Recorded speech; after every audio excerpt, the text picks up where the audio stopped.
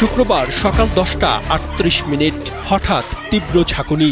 বাসাবাড়ি থেকে যেভাবে পেরেছে জীবন বাঁচাতে নিরাপদ আশ্রয় খুঁজেছেন। এ সময় সবচেয়ে বেশি আতঙ্কিত হয়ে পড়েন শিশু, নারী ও বৃদ্ধরা। ঢাকার খুব কাছে নরসিংদীর ঘোড়াশালে 5.7 মাত্রার এই ভূমিকম্পটির উৎপত্তি স্থল ছিল। মাটির অল্প গভীরে ভূমিকম্পটির উৎপত্তি হওয়ায় দেশের বিভিন্ন স্থানে তীব্র কম্পন সৃষ্টি হয়। কয়েক সেকেন্ডের স্থায়িত্বের এই কম্পনে বাসাবাড়ির বিভিন্ন আসবাবপত্রে ক্ষতিগ্রস্ত হয়। এ সময় আতঙ্কে ছুটোছুটি করেন অনেকেই। ভূমিকম্পে রাজধানীর বিভিন্ন এলাকায় হতাহতের ঘটনা ঘটেছে। এছাড়া পুরান ঢাকার আরমানিটোলা সহ কয়েক জায়গায় ভবনে ফাটল সহ হেলে পড়ার ঘটনা ঘটে।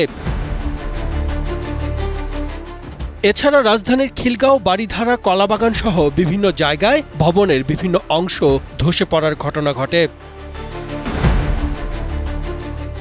সব মশার বিরুদ্ধে সুরক্ষা দিতে এলো বসুন্ধরা এক্সট্রিম অ্যারোসল, মশার বিরুদ্ধে এক্সট্রিম সুরক্ষা।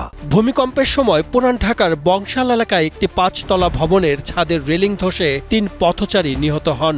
এছাড়া রূপগঞ্জে এক শিশুর মৃত্যু হয়। অপরদিকে আতঙ্কিত হয়ে প্রাণ বাঁচাতে ঢাকা বিশ্ববিদ্যালয়ের মুহসিন হলের ছাদ থেকে লাফিয়ে পড়ার সময় আহত হন কয়েক শিক্ষার্থী।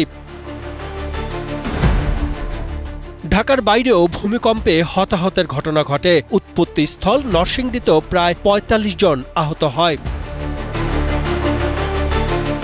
এদিকে গত 5 বছরে এমন শক্তিশালী ভূমিকম্প দেখেননি বলে জানিয়েছেন পরিবেশ, বন ও জলবায়ু পরিবর্তন এবং পানি সম্পদ মন্ত্রণালয়ের উপদেষ্টা সৈয়দা রিজওয়ানা হাসান।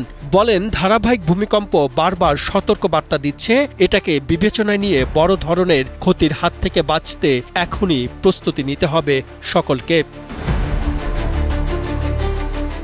সাদমান সাকিব, কালের কণ্ঠ।